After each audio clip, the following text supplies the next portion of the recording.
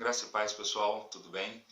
Eu sou Wagner Alexandre, sou professor dos juvenis da Igreja Metodista Central em Itatiaia e nesse domingo eu quero trazer uma reflexão muito interessante para todos nós, não só para você juvenil, mas também de uma forma geral para todos nós que estamos dentro da igreja. Então eu gostaria que você abrisse a sua Bíblia, o seu tablet, o seu celular, no segundo livro de Reis, no versículo 4. A gente vai fazer uma leitura, tá? E eu vou dar um tempinho para você achar, segundo livro de Reis, capítulo 4, a partir do primeiro versículo, que vai ser o texto básico da nossa lição nesse domingo.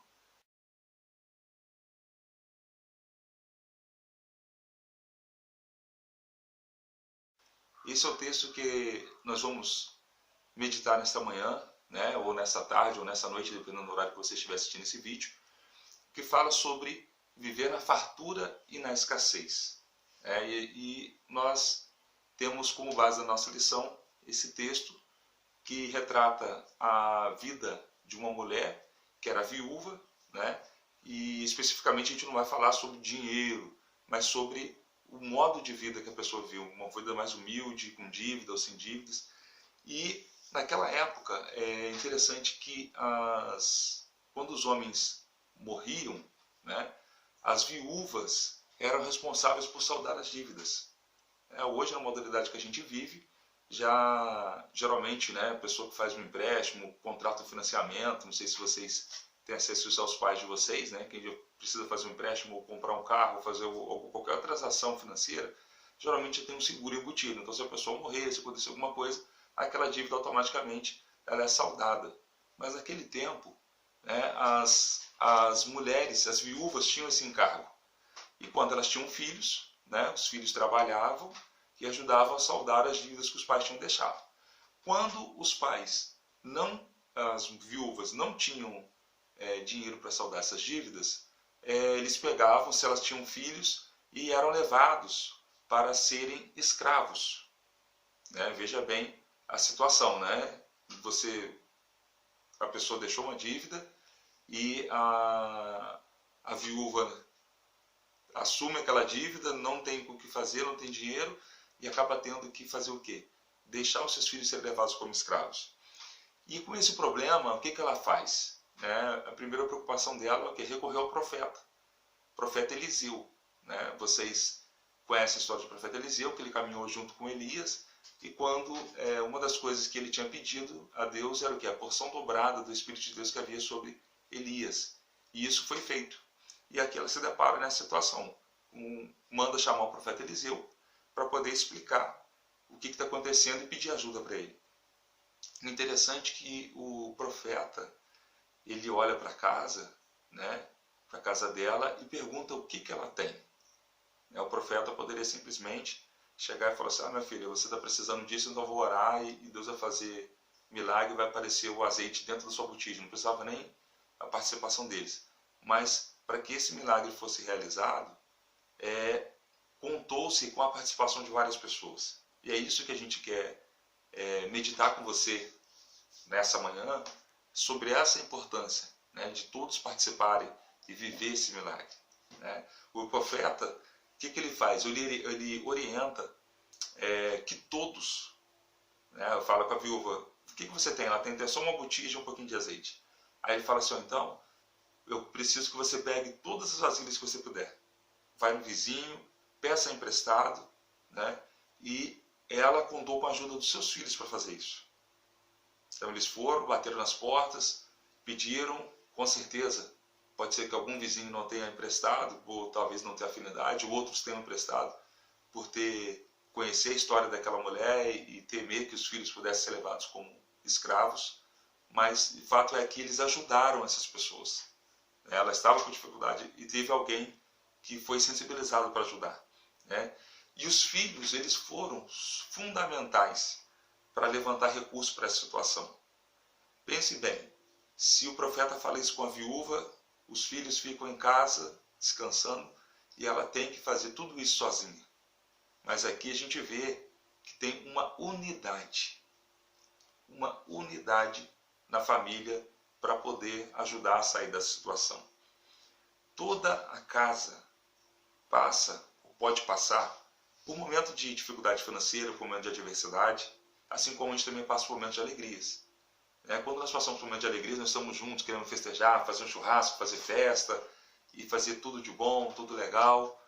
Mas quando a nossa casa passa por dificuldade, é o momento de nós estarmos unidos, estarmos motivados juntos, mesmo com o momento sendo o contrário. E agora, o momento que nós estamos passando, o momento da pandemia, e várias pessoas estão em casa, alguns perderam emprego. Espero em Deus que não tenha acontecido isso na casa de vocês, mas a gente acompanha pelos noticiários que muitas pessoas estão sem emprego, estão sendo mandadas embora. E é o momento de estar juntos, como família, comunidade, tentar reverter esse quadro com a ajuda de Deus. E desde novos, nós temos a oportunidade para aprender a administrar o que nós temos e ajudar na nossa casa. Veja bem, no momento de pandemia, vocês devem conhecer várias pessoas aqui da nossa igreja, da nossa comunidade, vizinhos, amigos, que estão se reinventando. Talvez para ocupar o tempo, estão lá desenvolvendo os dotes culinários, artesanato, estão fazendo algumas coisas, ajudando numa pintura, ajudando num corte de grama, fazendo alguma coisa diferente para poder ajudar. E para ocupar o tempo. E nessa condição de estar unido num propósito de fazer alguma coisa, seja para ocupar o tempo, ou seja para conseguir levantar algum recurso e fazer com que a sua família não passe por necessidade, é importante a sua participação juvenil. Talvez, se você não tem nenhum ofício, não sabe fazer um bolinho, eu sei que tem gente aí que está fazendo queijo, está fazendo pão, está aprendendo a fazer um monte de coisa. Então é uma oportunidade que nós temos. Então você pode fazer desenvolver um dote, desenvolver uma atividade, e através disso você levantar recursos para ajudar a sua casa, para ajudar seu pai, ajudar seu avô, sua avó, e as pessoas que estão necessitando. Ou até mesmo você pode se doar, fazer alguma coisa para ajudar alguém que está necessitando. Porque pode ser que alguém ao seu lado, alguém na nossa comunidade esteja passando por uma situação dessa. E nós podemos tirar algumas lições desse texto dessa mulher, dessa vivência de família, de seus filhos, que é muito importante para a nossa meditação hoje. E o primeiro observação que eu faço para a gente meditar aqui nessa manhã, nesse dia, é que nós precisamos saber os recursos que nós temos, o que nós precisamos, o que está sobrando e o que pode ser reaproveitado. Você já pensou nisso? Já parou para pensar nisso? Às vezes nós temos um celular bom, um celular novo. Pai, mãe, eu quero um telefone novo, eu quero um iPhone 15, eu quero um Xiaomi 35 que só tem na China. Então, será que é o momento da gente pedir isso? Às vezes, seu pai e sua mãe estão meio apertados, está pagando uma outra conta, está terminando de pagar um financiamento de alguma coisa, e você está lá, pai, mas eu preciso que o amigo da escola tem, o outro tem. Será que é o momento? Então, é importante a gente conhecer aquele recurso que a gente tem. É saber aquilo que está sobrando, aquilo que pode ser reaproveitado. Isso é importante por quê? Porque às vezes você tem alguma coisa na sua casa que você está precisando, mas não está precisando tanto, não é máxima urgência, você não vai morrer se você ficar sem aquilo ali. E tem coisas que estão sobrando que são úteis e que você pode até abençoar alguém. Já parou para pensar nisso? É uma coisa que eu sempre faço, a gente conversa aqui em casa, sobre isso com a nossa filha Heloísa. E interessante que ela já está com esse coração, que ela fala assim, pai, eu tenho que separar alguns brinquedos para doar para quem não tem. Então quase todos os dias ela fala, tem que separar alguma coisa para doar para quem não tem. E a gente tem que realmente trabalhar isso, tanto no sentido de doar, abençoar as pessoas que precisam, tanto no sentido de saber o momento certo da gente fazer novas aquisições, fazer gastos. E isso é importante na sua vida juvenil, na vida da sua família, para que a gente ajude a trazer um equilíbrio financeiro para todos nós. Outra coisa que é importante é reconhecer o momento de realizar novas aquisições e perceber se o que realmente é evitar gastar sem necessidade. Como eu já falei um pouquinho atrás, então às vezes a gente quer alguma coisa, a gente tem, nosso celular está funcionando, a TV está funcionando, o computador está funcionando, não, mas eu quero novo por causa disso, aquilo outro. Então, pega o seu celular, dá uma faxina lá, dá uma limpeza nele, tira um monte de aplicativo que você não usa, ele vai ficar mais rápido, vai ficar mais acessível, e aí você instala aquilo que você precisa. E outras coisas, né? Uma roupa, um tênis, uma mochila nova, e várias coisas que você vai saber identificar. O que realmente está sobrando, o que está faltando. E dentro desse exercício, como eu falei, né? Se você ainda não procurou fazer nada, você tem a oportunidade, né? De tentar desenvolver um artesanato, tentar desenvolver uma habilidade com jardinagem, né? Mecânica. Às vezes o seu pai está mexendo no carro, né? Você tem um colega que tem uma oficina mecânica, vai lá, ajuda, presta atenção, aprende, né? A parte elétrica de uma casa, uma pintura, né? E vários reparos. Quem tem um parente, alguém que é pedreiro, que mexe com isso, então é interessante você observar isso, né? E você vai, além de aprender o serviço, você vai aprender várias outras coisas que estão no conteúdo, dentro daquilo que você estuda, dentro de física, porque se você vai trabalhar com a mecânica, precisa fazer uma força com uma ferramenta, você está trabalhando com física, né? O bolo, a química do bolo, de você misturar os ingredientes para você ter um resultado, né? O artesanato, você trabalhar uma habilidade, né? O raciocínio de você imaginar um produto já realizado, você começar a fazer a partir do zero. Então isso é muito importante, não só financeiramente, mas também para o nosso desenvolvimento intelectual, que eu acho que é muito importante. Seguindo, nós temos a segunda coisa, que é muito importante a gente atentar também, né? Nós precisamos aceitar ajuda quando houver necessidade. Nós não podemos ter vergonha ou orgulho quando nós precisamos de ajuda. Sei que talvez na idade de vocês isso seja assim um pouco complicado, né?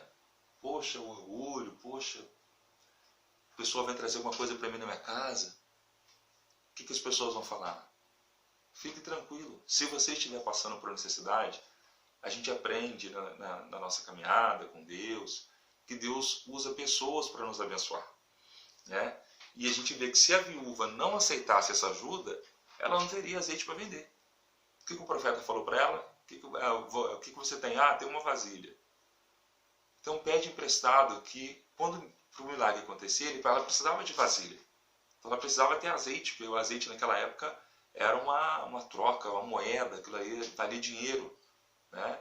Sei lá se era igual um petróleo hoje, não sei, né? Acredito que nem tanto. Mas o azeite era uma coisa muito valiosa, então ela podia vender, porque utilizava, né, o azeite nas lamparinas, utilizava para várias coisas. E aquilo ali realmente fazia com que ela pudesse converter aquele dinheiro e viver uma vida com seus filhos. E se ela não aceitasse ajuda, como é que seria? Ela ficaria sem o azeite, ela ficaria sem o milagre e perderia os seus filhos, que seriam escravos. Então, quando Deus manda alguém para nos abençoar, é importante a gente não deixar o orgulho, né? Não deixar a vergonha tomar conta de nós. Nós passamos por momentos de dificuldade, nós podemos passar por dificuldades, né? Deus não prometeu que todo mundo ia ser rico, todo mundo ia ser perfumado, todo mundo ia ter dinheiro, né? Mas Ele prometeu que estaria com a gente nos momentos de adversidades, nos momentos de luta, de dificuldades. E é isso que eu quero que você entenda nessa manhã. E outra coisa, Deus nos abençoa através de outras pessoas. E a gente não pode deixar o orgulho nos atrapalhar. Não podemos deixar o orgulho nos atrapalhar. Deus manda, tem uma historinha que o pessoal conta, né? Que a pessoa estava presa numa ilha deserta, aí passou um barco e pedindo, Deus me ajuda, Deus me ajuda. Aí passou um barco, passou um avião, passou um monte de coisa lá, e oferecendo ajuda, não, mas Deus vai me ajudar, Deus vai me ajudar. Depois Deus aparece e falou, poxa, né, a pessoa morre e vai para o céu, meu Deus, você não me ajudou. Eu falei, não, te ajudei, eu mandei o barco, mandei o navio, mandei o avião, você não quis aceitar ajuda, eu mandei até um peixe lá para te ajudar, e você não aceitou ajuda. Então a gente tem que parar e meditar nisso. Vamos prosseguir o nosso terceiro item para a nossa meditação nesse dia também, é que todos de casa devem participar. Cuidar da economia doméstica, né, não é só do pai, da mãe, do vô, da avó, mas é de todos nós. Né? Quando nós deixamos um pedido para mais para frente, um investimento em algum item, algum bem, alguma coisa mais para frente, que a sua família chega à conclusão que não é o momento para aquela aquisição, nós estamos ajudando no orçamento doméstico. né? Quando nós realizamos, né, como eu falei para vocês, algum trabalho, fazer um bombom para vender, fazer um bolo, fazer uma coisa para vender, que seja até para os colegas da escola, né? E você consegue levantar um dinheirinho, uma graninha, já é uma coisa que ajuda no orçamento doméstico. Com aquele dinheiro você compra as suas coisinhas, você compra aquilo que você quer e pode ajudar também em casa, né? E de qualquer outra forma, ajudando a pagar uma conta, ajudando a comprar alguma comida, fazer alguma coisa que vocês gostem, né? Isso é muito importante. Nós temos que ajudar a economizar e ajudar a levantar recursos, como fizeram os filhos da viúva. Uma coisa que é importante nesse momento agora que a gente está vivendo, né, que a gente está gravando no momento de pandemia, é que nós temos a oportunidade de estarmos mais tempo em família. Nós temos a oportunidade de estar juntos mais tempo, desenvolver novas habilidades, e isso fortalece a nossa unidade, né? Então, que você pense sobre isso nesse dia, nessa necessidade de unidade dessa viúva, que ela não tinha nada, só tinha os filhos. E se os filhos fossem levados, o marido já tinha ido, né, já tinha falecido, se os filhos fossem levados, ela ficaria, com certeza, viveria para o resto da sua vida como uma mulher amargurada, né? Ter perdido o marido, ter perdido os filhos e ainda de tudo por não ter condições de saldar uma dívida. E é importante, dentro desse contexto todo que eu estou falando com vocês, é que você é juvenil, né? Você está na fase de estudo, na fase de descoberta, na fase de crescimento, né? Daqui a pouco vem a faculdade, daqui a pouco vem o curso técnico, daqui a pouco vem as oportunidades de emprego. E uma coisa que é muito importante, né, é que você não deixe os seus estudos. Não deixe os seus estudos. Você tem oportunidade, se a sua família está passando dificuldade, ajude, desenvolva novas atividades, mas não deixe o seu estudo de lado. Isso é muito importante, pode fazer falta, pode não, com certeza vai fazer falta para você lá na frente, quando você precisar realizar um trabalho, quando tiver uma oferta de emprego, quando você quiser um salário melhor, isso vai fazer diferença para você. Então é importante, ajude agora, né? Semeie agora, vai plantando a sementinha, ajuda a sua família e lá na frente você vai ser imensamente abençoado e com certeza Deus vai honrar aquilo que você fez ajudando a sua família e vai mandar, se Ele não mandar os recursos para você, Ele vai mandar pessoas que possam te abençoar. Bom, bateria recarregada, né? Para a gente finalizar a nossa aula hoje, é importante que Eliseu orientou a viúva da seguinte forma: depois que você pagar a sua dívida, você vai viver do resto. É interessante que viver do resto, a gente vê que Deus deu uma medida transbordante para aquela viúva. Mas para que essa medida transbordante acontecesse na vida dela, foi necessário que ela pegasse as vasilhas emprestadas, eles trabalharem em unidade, fazer uma organização entre família, unir com os filhos unirem com a mãe e pedirem aos vizinhos, receberem esse orgulho, e Deus derramou a bênção sobre a vida deles, né? Então eles tiveram a oportunidade de vender azeite, pagar a dívida que ela tinha e viver do resto. É como se tivesse um dinheiro aplicado hoje na poupança, num fundo de ação, alguma coisa assim, vivendo do resto. É isso que Deus faz, né? Deus nos surpreende quando nós temos essa atitude de estarmos ali alinhados com a vontade dEle, com a direção dEle. Outra coisa também, isso sugere também um outro ponto, a necessidade de administração. Porque quando ele fala assim que vai viver do resto, né, ela não poderia viver uma vida deliberada, né, de querer pegar o dinheiro, gastar com tudo, comprar tudo ao mesmo tempo, aquele dinheiro iria embora. Então ele fala, vive do resto. Então, ou seja, administra o resto para você não passar necessidade, para você não ter dívida. E você não ter o problema de, novamente, correr o risco de perder seus filhos.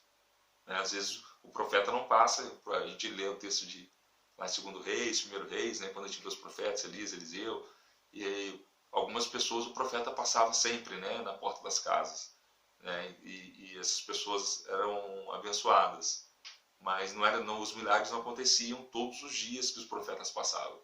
Então às vezes os profetas viajavam de uma cidade para outra, passavam ali e naquele momento de adversidade era realizado um milagre, mas não era todo dia que o profeta estava naquela casa que tinha milagre. Então pense nisso, né? E a viúva, por isso que ele orientou a viúva, viva do resto. Senão ele poderia falar para ela assim, não, fique tranquila, o ano que vem eu passo, eu venho aqui, você pega as vasilhas de novo, a gente ora, Deus abençoe e as coisas acontecem. Não, Ele ensina o quê? Uma ideia de que ela teria que aprender a fazer administração daquele recurso que ela tinha. Outra coisa que é importante, né? Não devemos nos desesperar diante da escassez, mas agir adequadamente para superá-la. A viúva não desesperou. O que ela fez? Consultou o profeta. Então ela seguiu um passo primordial na nossa vida como cristãos, né, que é pedir sempre o auxílio de Deus, a direção de Deus, para que a gente possa tomar as decisões. É importante que essa administração que eu estou falando com vocês, né, ela deve partir de nós, né, de nós controlarmos os gastos, fazermos equilíbrio daquilo que onde nossa mão pode alcançar, aquilo que não pode alcançar. Mas é importante que, quando veio o momento de adversidade, ela pediu ao profeta, pediu ao homem de Deus, né? E hoje nós temos orientação divina, né, para nos direcionar aquilo que nós devemos fazer e aquilo que a gente precisa alcançar. Outra coisa, Deus pode fazer o milagre, mas nós temos que fazer a nossa parte. Então não adiantava ela ficar de braço cruzado na porta esperando o profeta passar e Deus mostrar para o profeta que estava passando na cidade. Não, ela teve uma ação, ela foi até o profeta, né? Ela pediu ao profeta a orientação e quando o profeta passou a determinação para ela do que precisava ser feito, né? Recolher as vasilhas, ela, como falei para vocês, comunidade, ela juntou os seus filhos, né? E determinou que os filhos ajudassem a recolher vasilhas nos vizinhos. Eles foram, buscaram, trouxeram, e assim foi realizado um milagre na vida deles. Então a gente precisa fazer a nossa parte. Não adianta a gente ficar braço cruzado, boquinha aberta, esperando Deus fazer um milagre. Nós temos que fazer a nossa parte. Temos que realmente participar da formação desse milagre. E eu encerro por aqui. Espero que você tenha compreendido essa breve reflexão, pensando nisso. O que eu posso ajudar? Meu pai, minha mãe, meu avô, minha família. Então fica essa mensagem para você, essa reflexão nesse dia. Né? O que eu posso fazer para ajudar a minha família? O que eu posso fazer para ajudar meu pai e minha mãe? Né? Você é adolescente, é cheio de força, cheio de vontade, cheio de disposição, cabeça excelente para imaginar 1000 coisas, e você tem a oportunidade de fazer isso. E antes de terminar, eu quero deixar uma sugestão, né, para você. Eu vou colocar no final, a gente vai colocar para vocês aí uma linha do tempo, para você refletir. Seria a dinâmica que a gente faria na sala de aula, como a gente não pode fazer, né? Você vai fazer uma linha do tempo, como demonstrado, vai colocar nascimento, infância e adolescente. E eu te provoco para você fazer a seguinte coisa. Você vai identificar os momentos importantes da sua vida em cada fase da sua existência. Momento de criança, aquilo que você lembrar, é lógico. Momento de infância e momento de adolescência. Vamos colocar aí, coloquei o momento de nascimento aqui, né? Mas vamos botar aí de 0 a 6 anos, vamos botar a parte da infância de 6 até os 12, e na fase da adolescência dos 12 aos 18, aí vai ter 3 espacinhos para você escrever aí aquilo que foi marcante na sua vida. Né? Dentro desse quesito, a gente está falando dentro da questão de administração, de finanças, talvez uma dificuldade na família, ou a perda de o pai ter ficado desempregado, ou alguma questão dessa, né? Que nós possamos ter corações gratos, reconhecendo que Deus está dominando todas as coisas. Todas as coisas têm um tempo determinado, todas as coisas têm um tempo certo para acontecer na nossa vida, e na vida dessa viúva aconteceu desse jeito. Né? A profeta passou, realizou o milagre, e ela não perdeu seus filhos, ela não perdeu a esperança. Que uma coisa que nós não podemos perder é a nossa esperança em Deus, que cuida de todos nós. Deus abençoe você,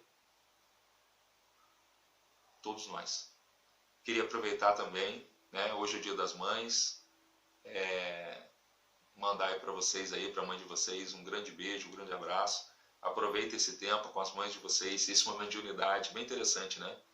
Dia das Mães, e a gente fala sobre unidade, sobre ajuda, sobre estar junto, sobre filhos. Tira esse tempo, tira um tempo para estar com a sua mãe durante esse dia, dá um abraço nela, dá um beijo nela, né? A vida passa rápido e nós temos que aproveitar os momentos que nós temos para estar juntos. Deus abençoe vocês. Vamos orar, pedindo a Deus para que traga ainda mais revelação para nós. Pai, nós te agradecemos por esse dia, por esse tempo, que nós podemos meditar na Tua Palavra. Pai, assim como essa viúva que tinha o medo, tinha a insegurança de talvez perder os seus filhos por uma dívida. Pai, eu não sei se alguns dos nossos juvenis está passando por esse momento em casa, com os pais, com os avós, com um tio, algum parente.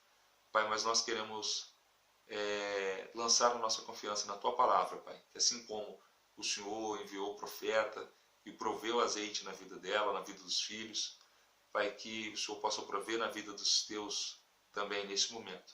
Que a Tua graça, que a Tua bênção, que a Tua misericórdia, Pai, seja sobre cada lar, sobre cada vida. Pai, que onde eles estiverem, Pai, a Tua boa mão esteja sobre a vida deles. Pai nosso, muito obrigado, porque até aqui o Senhor tem nos ajudado, até aqui o Senhor tem nos sustentado. Pai, nós temos certeza, Pai, que as coisas, que o Teu tempo, Pai, que todas as coisas têm um tempo determinado, no céu e na terra, Pai. E nós sabemos que há tempo de chorar, tempo de sorrir, há tempo de fazer festa. E nós queremos viver cada tempo desse, sobretudo, Pai, o tempo de fazer festa, de celebrar, de refletir aquilo que o Senhor tem feito nas nossas vidas. Por isso, Pai, fica conosco, nos abençoe. Essa oração que nós fazemos, em nome de Jesus. Amém. Deus abençoe você.